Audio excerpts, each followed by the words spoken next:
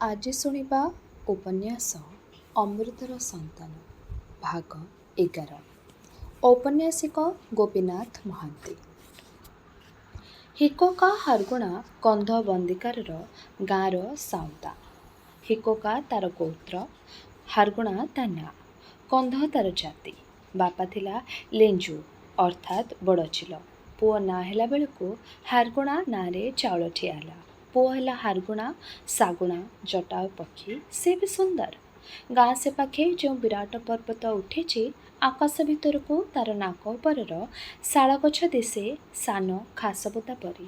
ତାର କେତେ ଉପରେ ସୁନ୍ଦର ନୀଳି ଆକାଶରେ ଶାଗୁଣା ଚଢ଼େଇ ଉଡ଼େ।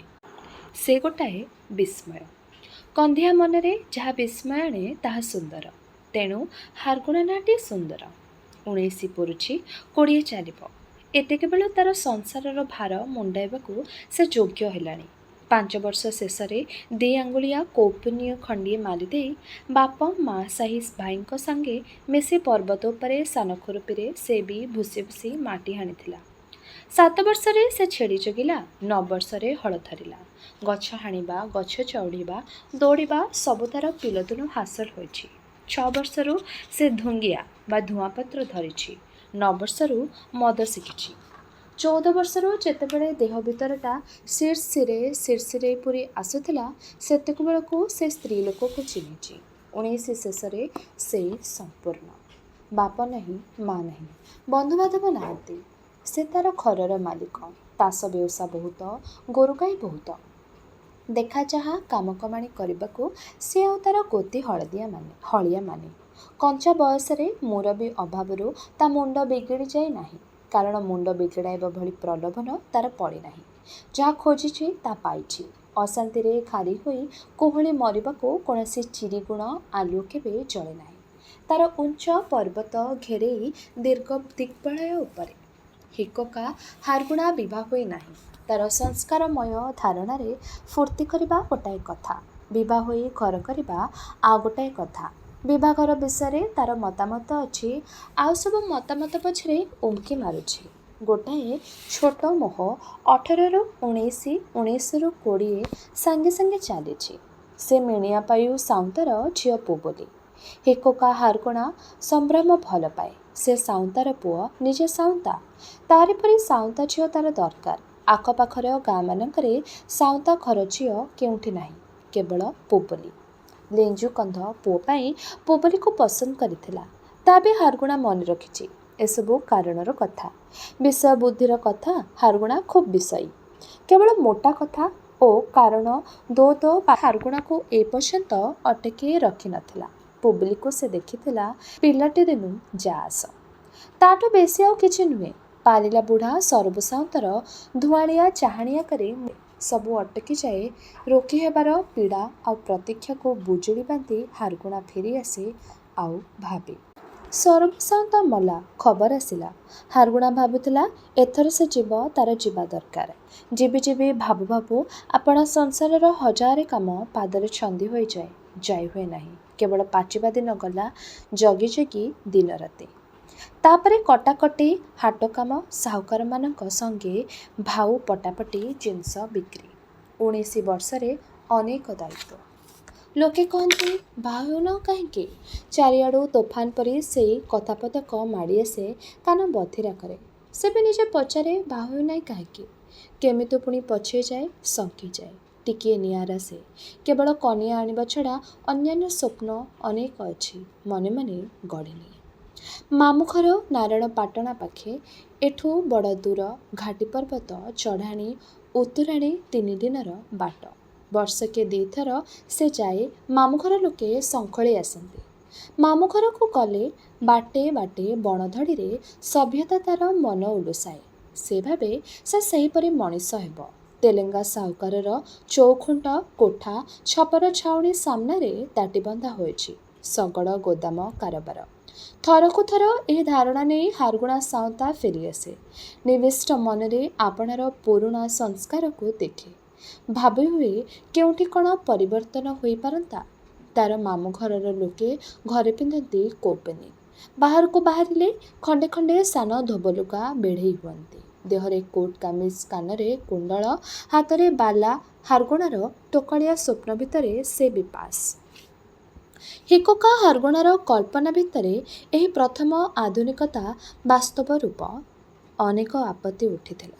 ଗାଁର ଜାନିଦିଶାରୀ ପୁରୋହିତ ଗଣକ ସମସ୍ତେ ଆପତ୍ତି କରିଥିଲେ, ଯାହା ନ ଚଳିଛି ତା ଚଳେଇବୁ ଲେଞ୍ଜୁ ସାଉନ୍ତା କିପରି? ଲେଞ୍ଜୁ ସାଉନ୍ତା ଆପତ୍ତି ଶୁଣି ନଥିଲା। ତାର ଶଳା ଘରର ଲୋକମାନେ ଠିଆ ହୋଇ ମଦତ ଦେଇଥିଲେ। ଗଢ଼େଇରେ ସାହାଯ୍ୟ କରି କୋଟୁ ତିଆରି ହେଲା। ହିକୋକା ହାରଗୁଣାର ଆଖି ଖୋଲିଥିଲା। କନ୍ଧର ଆଉ ଗୋଟିଏ ଆଶା ଥିଲା, ସେ ଖଣ୍ଡେ ଶଗଡ଼ କରିଥାନ୍ତା। ଏ ଅଞ୍ଚଳର ବଣୁଆ କନ୍ଧମାନଙ୍କରେ ଶଗଡ଼ କାହାରି ନାହିଁ। ଯଦିଚ ଶଗଡ଼ ସଙ୍ଗେ ପରିଚିତ ଅଛି ସମସ୍ତିଙ୍କର। ଯଦି ମଣିଷ କାନ୍ଧରେ ଚାପିଥାଏ, ଏତେ ଦୂର ଦୂରର ହାଟକୁ ଜିନିଷକୁ ହରବର ଲାଗେ। ଶଗଡ଼ ହେଲେ ଭଲ। ପର୍ବତିଆ ଘାଟି ରାସ୍ତାରେ ଶଗଡ଼ ତ ଯିବ ନାହିଁ। ବର୍ଷା ଦିନେ ଜଙ୍ଗଲ ଆଉ କ୍ଷେତ ଖାଲି କେବଳ ଏହି ଖରାଦିନ 4 ମାସ।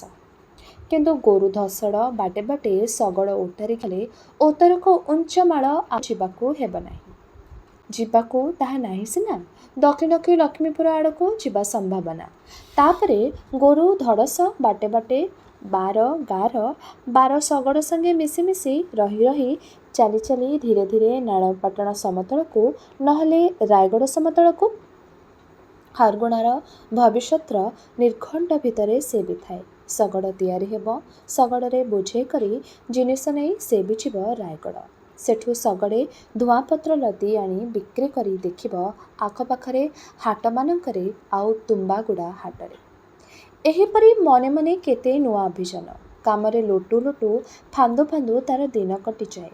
ବିଭା ହେବା ଚିନ୍ତା ତାର ମନକୁ ଗ୍ରାସ କରେ ନାହିଁ। ବିଭା ହେବା ତାର ହାତ ପାନ୍ତିରେ। ଯାହା ତାର ହାତ ପାନ୍ତିରେ ନୁହେଁ, ସେଠିକି ତାର ମନ ବଳେ ବେଶୀ।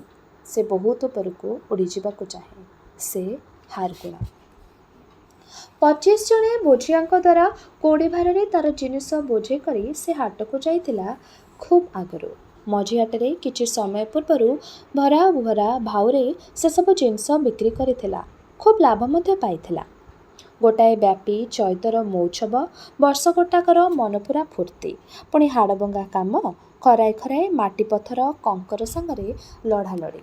ହାଟରୁ ଫେରି ସେହି ସଞ୍ଜରେ ହାରଗୁଣା ଘେରାଏ ଆପଣାର ସମ୍ପତ୍ତି ସବୁ ଦେଖି ଆସିଲା। ସେ କ୍ଳାନ୍ତି ଜାଣେ ନାହିଁ। ସବୁ ଗୋରୁ ଗୁହାଳରେ ଅଛନ୍ତି କି ନା, ଧାନକୋଟିରେ ସବୁ ଜଗୁଆଳ ରହିଲେ କି ନାହିଁ। ତାପରେ ସେ ଗାଁରେ ବୁଲିବ। ଦିନଯାକର ହାନିଲାଭ କଥାଭାଷା ଗାଁ ଲୋକଙ୍କ ସଙ୍ଗେ। ଗପ କରି ଗାଁ ବୁଲି ଆସିଲା ବେଳକୁ ରାତି। ରାତି ହେଲେ ଖିଆ ପିଆ ନାଚ ଫୁର୍ତ୍ତି, ନହେଲେ ଏକୁଟିଆ ବସି ବଇଁଶୀ ବଜା। ହାରଗୁଣା ବସି ବସି ବଇଁଶୀ ବଜାଉଥାଏ। ରାତି ବଢ଼ିଲାଣି। ଗୋଟିକିଆ ବଇଁଶୀରେ ପୁରୁଣା ଉଦାସ ରାଗିଣୀ। 2 ଧାଡ଼ି ମୋଟେ। ଘୋରତେଇ ପୋରତେଇ। ଅନ୍ଧାର ରାତିରେ ଫଗୁଣ ଶେଷରେ ସାନ ତୋଫାନଟିଏ ହୁ ହୁ କରି ହଲେଇ କମ୍ପେଇ ଚାଲିଲା। ପର୍ବତ ଦେଶରେ କେତେବେଳେ ତୋଫାନ ଉଠେ ତାର ଠିକଣା ନାହିଁ। ବଇଁଶୀ ବନ୍ଦ କଲା। ବାହାରେ ଅନ୍ଧାର ରାତି ପବନ। ହାରଗୁଣା ଏକୁଟିଆ ଶୋଏ। ଛଟପଟ ଲାଗୁଥାଏ। ନିଦ ହେଲା ନାହିଁ। ଏ ଅନ୍ଧାରୀ ତୋଫାନେ ମାଳ ଉପରେ ସେ କୁଆଡ଼େ ମାଡ଼ି ଯିବାକୁ ଚାହେଁ। ଅନ୍ଧାରୀ ତୋଫାନ ଭିତରେ ଚହଟି ଚାଲିଲା କୋଡ଼ିଏର ଧୂମ। ଏକୁଟିଆ ଲାଗିଲା। ଏହିପରି ରାତିରେ ବଇଁଶୀ ଶେଷରେ ଏମିତି ତାକୁ ଲାଗେ। ମନ ଡାକେ ବସା ବାନ୍ଧିବାକୁ।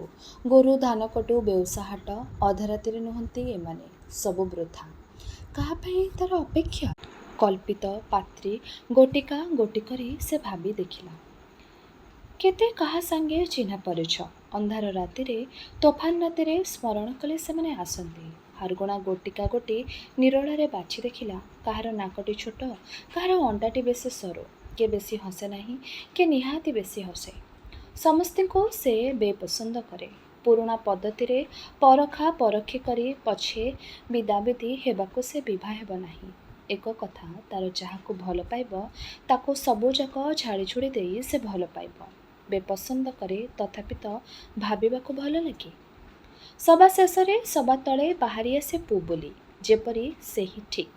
ସେହି ଚିରନ୍ତନୀ ପୁବୁଲିକୁ ଉଢୁଆଳରେ ବସେଇ ରଖି ଅନ୍ୟ ସମସ୍ତଙ୍କୁ ଡକରା ଦେଇ ବାଛି ଫେରେଇ ଦେବାକୁ ଭଲ ଲାଗେ। ଏଇ ହାରଗୁଣାର ଖେଳ। ରାତି ବଢ଼ିଲା। ଧୀରେ ଧୀରେ ହାରଗୁଣା ଠିକ୍ କଲା, ଏପରି ବସି ରହିଲେ ତାର ଚଳିବ ନାହିଁ। ସବୁ ଖାଁ ଖାଁ।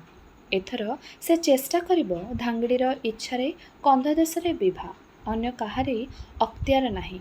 ଧାଙ୍ଗିଡ଼ି ଜିଦାଜିଦି ବାଦବୁଦିଆ ପରିଶ୍ରମର ଶେଷ ଫଳ। ହାରଗୁଣାର ବିଶ୍ୱାସ ପୁବୁଲି ତାକୁ ଭଲ ପାଏ। ପୁବୁଲି ତାକୁ ନାହିଁ କହିବ ନାହିଁ, ଖାଲି ପଦେ ପଚାରିବା କଥା। ଶେଷ ପହରେ ସେ ସ୍ୱପ୍ନ ଦେଖୁଥିଲା ତାର ନୂଆ ଶଗଡ଼ ତିଆରି ହୋଇଛି। ନୂଆ ଶଗଡ଼ ଆଡ଼େଇ ଆଡ଼େଇ ସେ ଚାଲିଛି। ବୋଝେ ଅଳସୀ ନେଇ ସେ ଚାଲିଛି। ଫେରିଲା ବେଳକୁ ଧୂଆଁପତ୍ର ବୋଝେଇ ଫେରିବ। ବଡ଼ ବଡ଼ ପର୍ବତ ଦିଶୁଛି, ଲାଗୁଛି ସତେକି ବାଟ ବନ୍ଦ। ଶଗଡ଼ ଗୁଳା ଏଇଠି ଶେଷ, କିନ୍ତୁ ଶଗଡ଼ ଅଟକ ନାହିଁ। ପାହାଡ଼ର ସନ୍ଧିରେ ପଥୁରିଆ ଚଟାଣ ଉପରେ ଶଗଡ଼ ଗୁଳା ପଡ଼ି ରହିଛି, ଚାଲିଛି। କେତେ ନୂଆ ବଣ, ନୂଆ ଗାଁ ଆଖିରେ ପଡ଼ୁଛି। କମଳା ତୋଟା, କମଳା ଫଳ, ପଞ୍ଝାକୁ ପଞ୍ଝା ଧାଙ୍ଗିଡ଼ି ଆସୁଛନ୍ତି, ଯାଉଛନ୍ତି, କହୁଛନ୍ତି କେଡ଼େ ସୁନ୍ଦର ଶଗଡ଼ ହୋଇଛି, କୁଆଡ଼େ ଯାଉଛୁ? ନେବୁ ଆମକୁ ଟିକେ ବସେଇ? ନା ନା, ମନ ଇଚ୍ଛା ଗୀତ ବୋଲି ବୋଲି ସେ ଚାଲିଛି। ଦେଖି ଦେଖି ଯାଉଛି, ଅଟକି ରହୁନାହିଁ। ଗୋଟାଏ କୁଦ ଉପରେ ପୁବୁଲି ଠିଆ ହେଲା। ଶଗଡ଼ ଅଟକିଲା। ପୁବୁଲି ଡେଇଁ ପଡ଼ିଲା। ଦିହେଁ ଏକା ଶଗଡ଼ରେ। ଏଥର ଶଗଡ଼ଟା ଆକାଶରେ ଉଡ଼ିଗଲା। ପର୍ବତର ଆଗ ପାଖେ ପାଖେ ଖସି ହୋଇଯାଏ। ସାଇଁ ସାଇଁ ପବନ, ଖାଲି ମେଘର ଧୂଆଁ। ମେଘ ଉପରେ ଭାସି ଭାସି ତାର ଶଗଡ଼ ଚାଲିଛି। କାହାର ହଲାହଲିରେ ନିଦ ଭାଙ୍ଗିଯାଇ ବାଉଳା ପରି ଚାରିଆଡ଼କୁ ସେ ଆଖି ବୁଲେଇ ବୁଲେଇ ଆଣିଲା। ଶଗଡ଼ ନାହିଁ, ପୁବୁଲି ନାହିଁ, ମେଘ ନାହିଁ। କାଲି ରାତିରେ ଖୁବ୍ ପିଇ ଦେଇଥିଲୁ ବୋଧହୁଏ ସାଉଁତା। ଟୋକା ଲୋକ, ଏତେ ପିଇବା ଠିକ୍ ନୁହେଁ।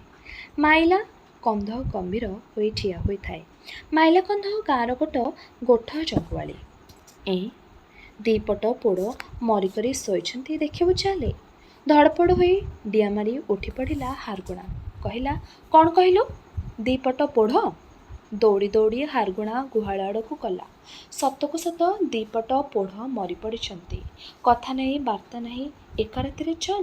ହାରଗୁଣାର ମୁଣ୍ଡରେ ଚଡ଼କ ପଡ଼ିଲା। ଆଗରୁ କିଛି ଜାଣିଥିଲୁ ମାଇଲା? କିଛି ନାହିଁ। ତେବେ? ମାଇଲା କନ୍ଧକୁ ଡର ମାଡ଼ୁଥାଏ। କାନ ପାଖେ ତୁନି ତୁନି କହିଲା, ଭାରି ପସନ୍ଦ।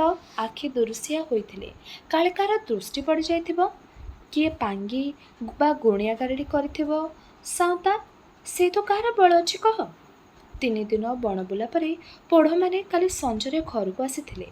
ରାତିରେ ଗୋଟାଏ କିଛି ନିଶ୍ଚୟ ହୋଇଥିବ, ନହେଲେ ଏତେ ହଠାତ୍।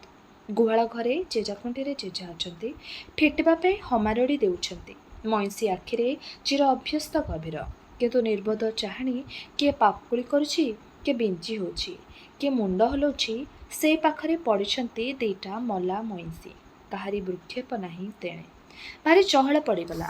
ହାରଗୁଣାର ମୁହଁର ପାଣି ମରିଗଲା। ଗୋଟିଏ ଗୋଟିଏ ମଇଁଷି ହାଟରେ ବିକିଲେ ଖୁବ୍ ଅଳ୍ପରେ 3-20 ଟଙ୍କା। କନ୍ଧର ଖୁବ୍ ବଡ଼ ସମ୍ପତ୍ତି ସେ। ବିଷାଦ ପରେ ରାଗ ଆସିଲା। ଆଖି ପୋଛିଦେଇ କପାଳର ଝଙ୍କା ବାଳକୁ ହାତ ପାପୁଲିରେ ପଛକୁ ଠେଲି ହାରଗୁଣା ଗଜିଲା, ଫୁଲିଲା, ଥରିଲା। ସେ ରାଗିଗଲେ ଭୟଙ୍କର ଦିଶେ। ଟାଙ୍ଗିଆ ଉଞ୍ଚାଇ ମାଇଲା କନ୍ଧ ଆଡ଼କୁ ଚମକି ଯାଇ ହାରଗୁଣା ଗର୍ଜନ କଲା, ତୋରି ପାଇଁ ମୋର ପୋଡ଼ ମଲା।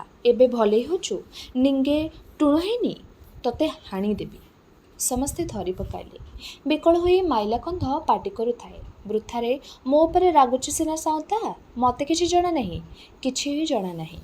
ଲୋକେ ଗଦା ହୋଇଥାନ୍ତି। କିଏ ଜଣେ କହିଲା, ଦେହରେ କିଛି ଚିହ୍ନ ନାହିଁ, କେହି ଅବଶ୍ୟ ପାଙ୍ଗିଛି। ପାଙ୍ଗିବା କାରଣଟି ସମସ୍ତଙ୍କ ମନକୁ ପାଇଲା।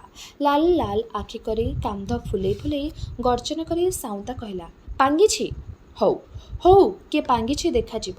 ଡକାଅ ବିଜୁଣୀକୁ, ପୂଜା କର, ତାକୁ କାଳିସୀ ଲାଗୁ, ସେ ନାଚୁ। ବଳେ ଅଇଛା ଠାକର କରି କହିଦେବ କିଏ ପାଙ୍ଗିଛି। ତାପରେ ଦଳେ ଡମ୍ବ ଲୋକ ଆଁ କରି ସେଇଆଡ଼େ ଅନେଇ ଠିଆ ହୋଇଥିଲେ। ମଲା ମଇଁଷି ଦେଖି ସେମାନଙ୍କର ଲୋଭ ହେଉଥାଏ। ହାରଗୁଣା ସେଇଆଡ଼େ ଗୋଡ଼େଇ ଗଲା। ତମେ କାହିଁକି ରେ? ତମେ ବା? ନା, ତମେ ବିଷ ଦେଇ ମାରିଛ, ଦେଖିବାକୁ ଆସିଲ? ତାର ଧରଣ ଦେଖି ଆମେ ନୋହୁ କହି ସେମାନେ ଖସି ପଳାଇଲେ। ରାଗିଥିବା ଲୋକ ସହିତ ଉଚ୍ଚବାଚ ହେବା ଠିକ୍ ନୁହେଁ। ଆପଣାର ଦଖଲ ଉପରେ ଅନ୍ୟ କେହି ପଶି କ୍ଷତି କରି ଦେଇଛି ବୋଲି କନ୍ଧର ବିଶ୍ୱାସ ହେଲେ କନ୍ଧ ରାଗେ। ରାଗିଗଲେ ବଣୁଆ ଲୋକ କାନ୍ଧରୁ ଓହଳିଥିବା ଟାଙ୍ଗିଆ ଉପରେ ହାତ ପକାଏ।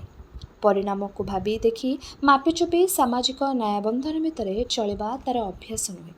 ତେଣୁ କେଉଁଠି ଜମିବାଡ଼ି ବିଷୟରେ କଜିଆ ହେଲା, କେଉଁଠି ଜଣେ ବସାଇଥିବା ସଳପ ମଦ ଠିକି ଆଉ ଜଣେ ଚୋରି ଖାଇଗଲା, କିଏ କାହାର ସ୍ତ୍ରୀକୁ ଆଖି ଦେଲା, କିଏ କାହାକୁ ଅତ୍ୟାଚାର କଲା, ଝାଟେ ଦେଲା, ପିଟି ଦେଲା।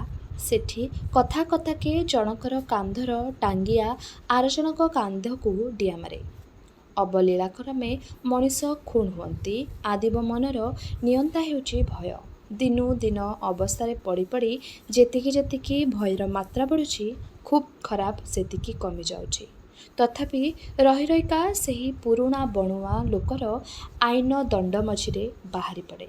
ବାଧା ମାନେ ନାହିଁ, ଆଧୁନିକ ଆଇନ ମାନେ ନାହିଁ।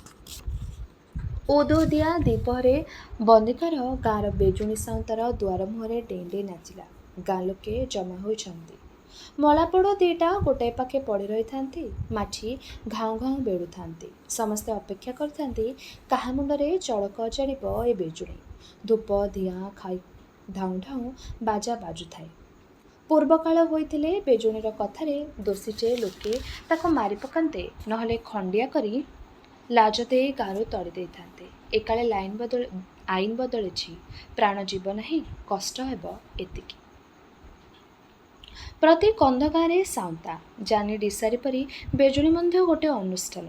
ହାରଗୁଣାର ରାଗ କମି ଆସିଥାଏ। ଏଥର ଉଚିତ ଉପାୟ। ମୟୂର ଉତୁରାଣୀ ବେଳ ହେଲା ବେଳକୁ ବେଜୁଣୀ ନାଚି ନାଚି ଥେ। କ୍ଳାନ୍ତ ସ୍ୱରରେ କହିଲା, ପୋଢ଼ ମଲେ ମଲା, କାଟି ଖାଅ। ସବୁ କଥାକୁ ମୋତେ ଡାକୁଛ, ମୋର ମନ ନାହିଁ ମୁଁ ନ କହେ। ଆମେ ଦେବତା, ଆମେ ତମର ଚାକର ନୁହଁ। ବେଜୁଣୀର ସ୍ୱରରେ ଦେବତା ଦିଏ ଜବାବ।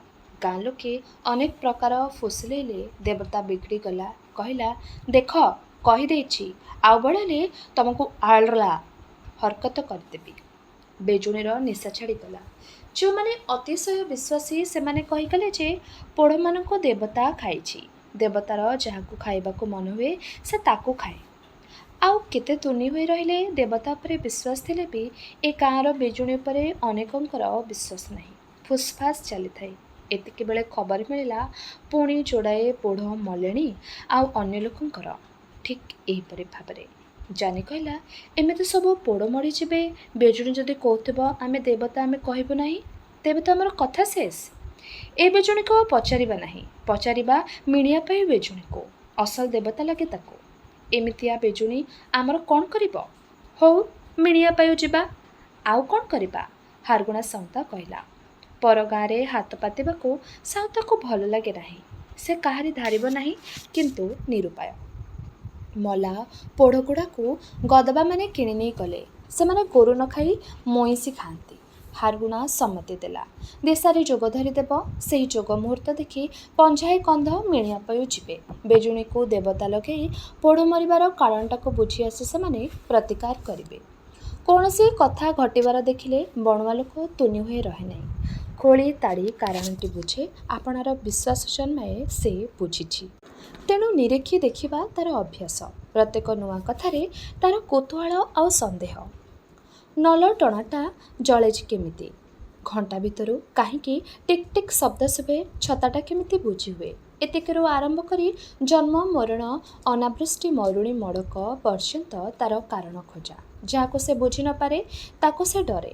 ଯଥା କାଗଜରେ ଟିପ ଦେବାକୁ, ତା ସମ୍ବନ୍ଧରେ କିଛି ଗୋଟାଏ ଲେଖିଦେବାକୁ। ପୋଢ଼ କାହିଁକି ଭୁସ୍ ଭାସ୍ ମରିଗଲା, ତାର କାରଣ ନ ଜାଣିବାକୁ। ବଣେ ବଣେ ବାଘ ସାପ ସମାଜରେ ସାହୁକାର ଅଧିକାର।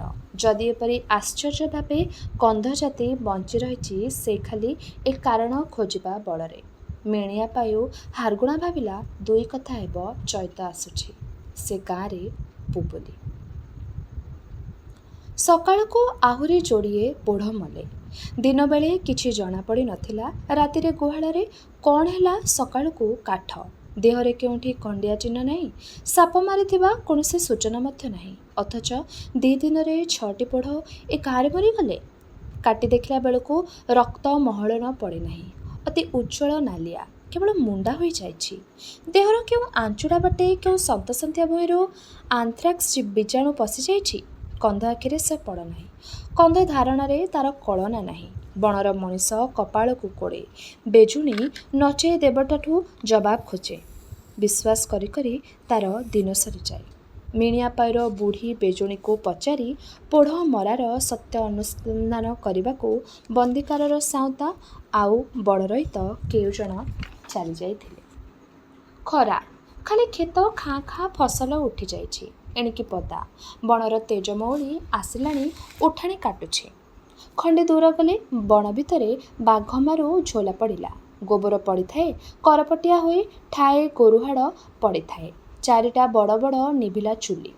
ଟେଙ୍ଗୁ କନ୍ଧ କହିଲା, ହେଇ ଦେଖିଲୁଣି ନା ସାଉଁତା, ଏ କେଉଁ ଡମପଟକାଙ୍କର କାମ। ଗୋରୁ ମାରିଛନ୍ତି, ନିସ୍ତୁକ ମଜା କରି ରାନ୍ଧି ଖାଇ ମଉଛବ କରିଛନ୍ତି। ଶୋଭନା କହିଲା, କେମିତି ଜାଣିଲୁ ଗୋରୁ ମାରିଛନ୍ତି ବୋଲି? ଖାଲି ଚୁଲି ଥିଲେ ତ ଗୋରୁ ମାରିବା ଜଣାପଡ଼େ ନାହିଁ। ମଲା ଗୋରୁ ହାଡ଼ କ'ଣ ଏଠି ସେଠି ପଡ଼େ ନାହିଁ ଯେ ବଡ଼ କଥା। ନା ଭାଇ ନା, ଡମ ଲୋକ ନହେଲେ କାହାର ତ ଲୋଭ ପରର ଗୋରୁ ଟାଙ୍ଗିଆ ମୁଣ୍ଡିରେ ପିଟି ଖାଇବା କହ। ବାଘ ଯେତେ ନ ଖାଏ ସେତେ ଖାଏ ଡମ, ସତେ କି ନାହିଁ? ମହା ଗଣ୍ଡା ବଦମାସ ଜାତି ସେମାନେ। ହାରଗୁଣା ସାଉଁତା କୌଣସି ମତ ଦେଲା ନାହିଁ। ଗୋଟାଏ ପ୍ରଚ୍ଛନ୍ନ ଭୟ ହେଉଥିଲା ତାର। ଏଇ 6ଟା ପୋଢ଼ ଯେ ଗାଁରୁ ଗଲେ ଡମର ହାତ କ'ଣ ନଥିବ ଏଥିରେ? ସେମାନେ ତ ଡୁମ୍ବା ବା ପିଶାଚ, ପାନା ବା ବେଙ୍ଗ। ଡୁମ୍ବା ପାନା ଜାତି କାଳେ କିଏ ଲୁଚେଇ ବିଷ ଦେଉନଥିବ? ଗୋରୁଙ୍କୁ ବିଷ ଦେବା, ଲୁଚେଇ ଲୁଚେଇ ମାରି ପକାଇବା, ଏଥିରେ ସେମାନେ ବି ଧୁରନ୍ଧର। ତାସ ବେଉସା ଉଠିଯାଏ ବଣପୋଡ଼ିରେ, ଏଣେ ତେଣେ ଗୋରୁ ଖୋଜି ବୁଲନ୍ତି। ଦେହଡ଼ ପଡ଼େ, ଫାଟିଆ ଧରେ, ଗୋରୁ ବସନ୍ତ ହୁଏ। ବଣ ଭିତରେ ଅନ୍ୟ କୌଣସି ଉପାୟ ନାହିଁ ତ। ଆଉ ଠିକ୍ ଏତିକିବେଳେ ବଢ଼େ ଡମ୍ବମାନଙ୍କର ଅଦଉତି। ହାରଗୁଣା କହିଲା, ଏବେ ବକି ହେଲେ କ'ଣ ହେବ? ମିଣିଆପାଇର ବେଜୁଣୀ ବୁଢ଼ୀ ଯଦି ସତେ ଏମିତି କହି ଜାଣ, ତେବେ ଅଳ୍ପ ସମୟରେ ତ କଥା ଜଣା ପଡ଼ିଯିବ। ଡମ୍ବ ଯଦି ଆମ ପୋଢ଼ଙ୍କୁ ବିଷ ଦେଲେ, ତେବେ ଆମେ ବି କ'ଣ ତାଙ୍କୁ ଛାଡ଼ିଦେବା? ଟିଙ୍ଗୁ କହିଲା, ଜାଣିପାରିଲେ ତ ତାଙ୍କର ନାଁ ଗାଁ ସବୁ। କେଉଁ ଗୋଟାଏ ଗାଁର ଡମ୍ବ ଆଇଲା ବୋଲି କିଏ କହିପାରିବ? କାମଦାମ ନଥିବ, ତୁଚ୍ଛାଟିରେ ଦୁଷ୍ଟାମି କରିବା ପାଇଁ ଏଣେ ତେଣେ ହୋଇ ଡମକୁଦା ବୁଲୁଥିବ। ଦେଖିଲେ କହିଦେବ ଗୋଡ଼ କୁଣିଆ ଯାଉଛି, ହାଟକୁ ଯାଉଛି, ବ୍ୟବହାର କରି ଯାଉଛି। ଏମିତି କେତେ କ'ଣ ପାରିହେବ ତାଙ୍କୁ? ଶୋଭନା କହିଲା, ଆଉ ବିଷ ଦେଲେ ବି ଜାଣିବ କେମିତି ତୁମେ? ଖାଇବା ଚରାରେ ମହୁରା ଦେଇଥିବ, ଜଡ଼ିବୁଟି ଦେଇଥିବ, କାଇଁଚ ବାଟି ଗୋଜିଆ କରି ସେଥିରେ ଫୋଡ଼ି ଦେଇଥିବ। ଓସ୍ତାଦ ତ ସେମାନେ, କେତେ ଉପାୟନ୍ତି। ହାରୁଣା ନିଶ୍ୱାସ ପକାଉଥାଏ। ଜୀବନର ଏତେ ଯେ ଜଟା, ସବୁ ତାକୁ ସମାଧାନ କରିବାକୁ ପଡ଼ିବ। ତେବେ ଯାଇ ସେ ସମାଲୋଚନାରୁ ଅବ୍ୟାହତି ପାଇବ, ଲୋକଙ୍କର ବିଶ୍ୱାସ ଆସିବ ସେ ତାଙ୍କର ନାୟକ ସାଉଁତା। ନିଜର ଗୋଷ୍ଠୀର ଭଲମନ୍ଦ ସବୁ ବିଷୟରେ ସେ ଦାୟୀ। ବିରକ୍ତ ହୋଇ କହିଲା, କାହିଁକି ଆଉ ସେଇ କଥା ହୋ, ଆଉ କିଛି ପକାଅ।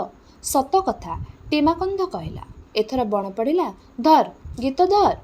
ଜଣେ କିଏ ପଦେ ଗୀତ ଆରମ୍ଭ କରିଦେଲା। ଏହା ତାଙ୍କର ବାଟଚଲାର ନୀତି। ଗୀତ ଘୋଷାର ବାଇଲେ ବାଇଲେ ମଝିରେ ଗୀତରେ ଆପଣାର ସବୁ ଦୁଃଖ ଦୁର୍ଦ୍ଦଶା ସେ କହିଗଲେ। ସେଥିରେ ତାସର ଅବସ୍ଥା, ସାହୁକାରକୁ ଗାଳି, ମଲା ପୋଢ଼ର ଗୁଣବାହୁନା ସବୁ ରହିଗଲା। କଥାଭାଷାର ବଦଳରେ ସେ ଗୀତ କଥାଭାଷା ଅପେକ୍ଷା ଅଧିକା ରହିଛି ସ୍ୱର ଲହରୀ। କିଛି ଦୂର ଗଲା ପରେ ଦେଖାଗଲା, ଦୂରରୁ ଜଣେ କିଏ ଦୌଡ଼ା ଦୌଡ଼ି ଆସୁଛି। ହାତରେ ଚାଖେଣ୍ଡେ ଲମ୍ବର ଖଣ୍ଡେ ବତା ଧରିଛି, ସେଥିରେ କ'ଣ ବନ୍ଧା ହୋଇଛି। ଆଗରେ ଦିଶୁଛି ଗୋଟାଏ ବଡ଼ ନାଲି ଲଙ୍କା ମରିଚ। ଗୀତର ଲହଡ଼ି ଚୂନା ହୋଇଗଲା, ମୁହଁର ପାଣି ମରିଗଲା। ସମସ୍ତେ ଥକା ହୋଇଥିଲେ। ସମସ୍ତଙ୍କ ଦୃଷ୍ଟି ସେହି ନାଲି ଲଙ୍କା ମରିଚ ଆଡ଼କୁ। ଆସିବା ଲୋକ ଥରେ ଧୀରେ ସୁସ୍ଥେ ପାଖକୁ ଲାଗି ଆସିଲା। ହାତର ବତାକୁ ଟେକି ଧରିଛି। ମୁହଁ ଖୁବ୍ ଖୁସି, କପାଳର ଝାଳରେ ଝୁଡ଼ୁବୁଡ଼। ପାଖକୁ ଭିଡ଼ି ଆସି ହସିଦେଇ ସେ କହିଲା, ଓହୋ, କପାଳ ଭଲ, ଏଇଠି ଦେଖା ମିଳିଗଲା। ଖରାରେ ଦୌଡ଼ି ଦୌଡ଼ି ଏତେ ବାଟ, ଅଇଛା ପୁଣି ଦୌଡ଼ି ଦୌଡ଼ି ଯାଇଥାନ୍ତି ବନ୍ଦିକାରା ଯାକେ। ବସିବା ଟିକିଏ, ନିଆଁ ଅଛି ଟିକିଏ ବାହାର କର। କେଉଁଠୁ ଆସିଲ? ବହୁତ ଦୂର। ଭାଲୁ ଯୋଡ଼ି ଯାଉଥିଲି ତମ ବନ୍ଦିକାର ଗାଁକୁ, ଆଉ ପାରିବେ ନାହିଁ। ଏଥର ତୁମେ ନିଅ, ମୋର କାମ ଶେଷ। କେମିତି ଜାଣିଲ ଆମ ଗାଁ ବନ୍ଦିକାର ବୋଲି? ଆଗନ୍ତୁକ ହସିଲା, କହିଲା, ସେଇଆ ତ କହୁଥିଲି। ଏକୁଟିଆ ଲୋକ, ଚାରିଆଡ଼କୁ କାନେଇ କାନେଇ ଆସୁ ଆସୁ ତୁମ ଗୀତ ଶୁଣିଲି। ଯାହା ହେଉ, ଭେଣ୍ଡିଆ ଲୋକ ବୋଲି ସିନା ତମେ ଗୀତରେ କହୁଥିଲ ଆମେ ବନ୍ଦିକାରା ବୋଲି, ନହେଲେ ମୁଁ ଯେ ବାଟ ଭାଙ୍ଗି ତେଣେ ଚାଲି ଯାଇଥାନ୍ତି। କୁଆଡ଼େ ହୁଅନ୍ତା, ମୋର ଯୋଗ ଥିଲା ଏଇଠି ବୋଝ ଖସିବ ବୋଲି। ବୋଝ? ହଁ। ଲଙ୍କା ମିର୍ଚ ଆଡ଼କୁ ଆଙ୍ଗୁଠି ଦେଖାଇଲା। ଏଇ ଠପା ଅର୍ଥାତ୍ ଚିଠି ଅମିନ ପଠେଇଛି। ଫଟକି ଜାମ୍ରୁ ଡୋଗ୍ରି ବେଢ଼ା ଯିବ ରେବିନ୍ ପାଖକୁ। ଜରୁରୀ ଅଛି, ତେଣୁ ମରିଚ ବାନ୍ଧିଦେଲା। ଦୌଡ଼ି ଦୌଡ଼ି ଯିବାକୁ ହେବ। ମୋର ପାଳି ବନ୍ଦୀକରା ଯାକେ। ତୁମେ ସେଠୁ ଯାହା କର ତୁମର ଇଷ୍ଟ ବା ତୁମର ଇଚ୍ଛା। ଦେଖା ତ ହୋଇଗଲା। ଏଥର ତୁମେ ବୁଝିନିଅ, ମୁଁ ଯାଉଛି। ପିକା କାହାଳିଟି କୌପିନିରେ ମାରିଦେଇ ଟାଙ୍ଗିଆ କାନ୍ଧରେ ଆସିବା ଲୋକଟି ବଣ ଭିତରେ ଆଉ ଗୋଟିଏ ବାଟରେ। ଲଙ୍କାମରିଚ ବନ୍ଧା ହୋଇଥିବା ବତା ଓ ଚିଠି ସେହିପରି ପଡ଼ି ରହିଲା। ବିମର୍ଷ ହୋଇ ସେଇଆଡ଼କୁ ସମସ୍ତେ ଅନେଇ ରହିଲେ। ଚିଠିରେ ଲଙ୍କାମରିଚ ବନ୍ଧା ପର୍ବତୀୟା ବୁଝାମଣାରେ ସେ ଖୁବ୍ ଜରୁରୀ ଚିଠି। ତାକୁ ଦୌଡ଼ି ଦୌଡ଼ି ନେଇ ପହଞ୍ଚାଇବା ଭାର ସମସ୍ତଙ୍କ ଉପରେ। ଲଙ୍କାମରିଚ ବାନ୍ଧି ସାରି ଜଣଙ୍କ ହାତରେ ତାକୁ ଦେଇଦେବାକୁ ହୁଏ। ଠିକଣାଟା କହିଦେବାକୁ ହୁଏ। ତାପରେ ଚିଠି ମନକୁ ଚାଲିଲା, ଦୌଡ଼ି ଦୌଡ଼ି ଚାଲିଲା। ଯାହା କାନ୍ଧରେ ଲଦିଦେଲା ସେ ପୁଣି ଧାଇଁ ଧାଇଁକା ଆର ଗାଁରେ ଦେଇଦେବାକୁ ବାଧ୍ୟ। କେଉଁ ପୁରୁଣା କାଳରୁ ଏ ପ୍ରଥା କନ୍ଧ ଦେଶରେ ଚାଲି ଆସୁଥିଲା। ବୋଧହୁଏ କନ୍ଧର ରାଜୁତି ଅମଳରୁ ଡାଙ୍ଗ ଖଣ୍ଡକରେ ଚିଟା ଓ ଲଟକାଇ ସେଥିରେ ନାଲି ଲଙ୍କାମରିଚ ବାନ୍ଧିଦେଲେ ଖବର ଜରୁରୀ ହୁଏ। ଗଇଁସଇଁ ହୋଇ ଧାଇଁ ଯାଇ ସେ ଖବର ପହଞ୍ଚାଇବାକୁ ସମସ୍ତେ ବାଧ୍ୟ। ନାହିଁ କରିବାକୁ କାହାର ଚାରା ନାହିଁ। କାଳକ୍ରମେ ଏ ପ୍ରଥାର ସୁବିଧା ନେଇଛନ୍ତି ଅନ୍ୟ ଲୋକେ। ତାଙ୍କର ଭାର କାଉଡ଼ି ସହିତ ଚିଠିରେ ବି ନାଲି ଲଙ୍କାମରିଚ ବନ୍ଧା। ହାରଗୁଣା କହିଲା, ବେଠି ହାବୁଡ଼ି ଗଲା ଅଧା ବାଟରେ। ଯିବାକୁ ତ ହେବ, ଯାଅ। ଗୋଦ୍ରି ପର୍ଯ୍ୟନ୍ତ ଆମ ଗାଁର ଯିବାର କଥା। ସେଠି ଯାଇ ପହଞ୍ଚାଇ ଦେଇ ଆସ। ରଘୁକନ୍ଧ ଦାସକନ୍ଧ ବାହାରିଗଲେ। ଦଳ ପାତଳ ହୋଇଗଲା। ବାଟେ ବାଟେ ସେ ଚିଠିର ଆଲୋଚନା। କ'ଣ ଲେଖି ପଠାଇଛି କେଜାଣି? ଶିସ୍ତୁ ଦାସ୍ତୁ, ଖଜଣା, କମାନ୍, ଗସ୍ତ। କିଏ କହିପାରିବ କ'ଣ ଅଛି? ନାଇଁ। ସରୁ ଚାଉଳ, ଘିଅ, ପାଳୁଅ, କୁକୁଡ଼ା ଛେଳି। ଶୋଭନା କହିଲା, କ'ଣ ବାହାଘର ଲାଗିଛି କାହାରି? କେବେ ତାଙ୍କର ବାହାଘର ନ ଲାଗି କି ବଣକୁ ଆସିଲେ? ଟିଙ୍ଗୁକନ୍ଧ କହିଲା, ଥରେ ବିଜେ କଲେ ଲାଗି ରହିଥିବ ଭାର ପଛରେ ଭାର। ଆମେ ବୋଝ ବୋହି ବୋଇଲେ, ବାଇଲେ। ବିଶେଷତଃ ବାହାଘର ବେଳେ ବୋଲାଯାଏ। କରି ଘୋଡ଼େଇ ଥିବୁ, ଠିକ୍ କନିଆ ଖାଟେଇ ଦେଇଗଲା ପରି। ସମସ୍ତେ ହସିଲେ। ଜିନିଷ ସାଙ୍ଗକୁ ଡମ୍ବ ସାହି କି କ୍ଷୀରସ୍ତାନୀ ସାହି ପଡ଼ିଗଲେ ନିଛାଟିଆ ବଙ୍ଗଳା ଘରେ ଚାଲିଲା ବାହାଘର। ଏମିତି ତ ତାଙ୍କର ଧାରଣା। ଶୋଭନା କହିଲା। ସମସ୍ତେ ହୋ ହୋ ଗଳେଇଲେ। ଟୋକା ସାଉଁତା ଖୁବ୍ ଗମ୍ଭୀର ହୋଇ କହିଲା, ଖାଲି ହସି ଦେଉଛ ତୁମେମାନେ, କଥା ବୁଝୁନା। କ'ଣ? ଚିଠି ତ ଗଲା। ୟା ପଛେ ପଛେ ଯଦି କାହାର କମାନ୍ ବା ଗସ୍ତ ପଡ଼ିଗଲା ତ ଆମେ ହରବର। ଭାର କାଉଡ଼ି ଡୋଲି ବୋହି ବୋହି କାନ୍ଧ ଭାଙ୍ଗି ପଡ଼ିବ। କହନା ସାଉଁତା, କହନା। ସେଗୁଡ଼ା ଅଶୁଭ କଥା। କେଉଁଠି ଆମ ଗାଁକୁ କାହାର କମାନ୍ ପଡ଼ୁଛି? ଆମେ ତ ବଣଖୋଲରେ ଅଛୁ। ବହୁଦିନୁ ସେ ଜଞ୍ଜାଳ ବନ୍ଦ। ବେଳେବେଳେ ବଡ଼ ଅଧିକାରୀମାନେ ଗଡ଼ି ଆସନ୍ତି ଆରାମ ଚୌକି ଗୋଡ଼ରେ ବାଉଁଶ ବାନ୍ଧି ଦେଇ। ଢୋଲି କରି ଆମେ ଉଠେଇ ନେଇ ଚାଲୁ। ଖାଲି ଯଦି ଅଧିକାରୀ ଡୋଲିରେ ବସୁଥାନ୍ତେ। ହଁ, କ'ଣ କରିବା? ଆମର ମା ବାପା ଜଣ ଜଣିକିଆ ଲୋକ। ଉଠେଇ ନିଅନ୍ତୁ, ଚାଲନ୍ତୁ। କିନ୍ତୁ ସେତିକି ତ ନୁହଁ, ଦଲାଇତ ବା ଚପରାସୀ ବାବୁମାନଙ୍କ ପାଇଁ ଡୋଲି, ଗୁମାସ୍ତା ବାବୁ କିରାନୀମାନଙ୍କୁ ପାଇଁ ବି ଡୋଲି, ନୌକର ପାଇଁ, ରୋଷେଇଆ ପାଇଁ, ଜୋତା ବୁହା ପାଇଁ, ପାଣି ବୁହା ପାଇଁ, ଶେଷରେ କୁକୁର ପାଇଁ ବି ଡୋଲି। ସେମାନେ ଚଢ଼ି ବସିବେ, ଆମେ ବୋହିବୁ। କମି ଗମତ। ଡୋଲି ବନ୍ଦ ହୋଇଗଲା। ଶୋଭନା ଭାଇ ଟିଙ୍ଗୁକନ୍ଧ କହିଲା, ଗଭର୍ଣ୍ଣମେଣ୍ଟୁ ଅର୍ଡ଼ର ଡୋଲି ବୁହା ବନ୍ଦ ନହେଲେ ଯେଡ଼େ ପାହାଡ଼ କନ୍ଦରା ଥିଲେ ସୁଦ୍ଧା ରକ୍ଷା ମିଳନ୍ତା ନାହିଁ। ସତ୍। ଶୋଭନା କହିଲା, ଷଣ୍ଢ ସାହିବ ସାଣ୍ଡାର୍ସ ଗୁଟେ ଆସିଥିଲା। ଆହା, କୁଆଡ଼େ ଗଲା ବିଚରା। ତାର ବୋଉ ବଡ଼ତି ହେଉ, 1000 ବରଷ ବଞ୍ଚୁ। ରକ୍ଷା କଲା ସେ। ସେଇ ବନ୍ଦ କରିଦେଲା ଡୋଲି। ହାତରେ ଡେଙ୍ଗୁରା ପିଟାଇଲା। ଗଭର୍ଣ୍ଣମେଣ୍ଟ ଅର୍ଡ଼ର, ଡୋଲି ବନ୍ଦ। କେହି ଡୋଲିରେ ଚଢ଼ି ପାରିବେ ନାହିଁ। କାହାକୁ ଡୋଲି ଦିଅ ନାହିଁ। ଆହା, ଦେବତା ପରି ଲୋକ, ବଡ଼ ଭଲ ଲୋକର ଡୁମା ସେ। ଯେଣେ ଥାଉ ତାର ଜୟ ଜୟକାର ହେଉ। କନ୍ଧ ଲୋକର ମା ବାପ। ତେବେ ଏହିଠାରେ ଶେଷ ହେଲା ଉପନ୍ୟାସ ଅମୃତର ସନ୍ତାନର ଏହି ଭାଗଟି।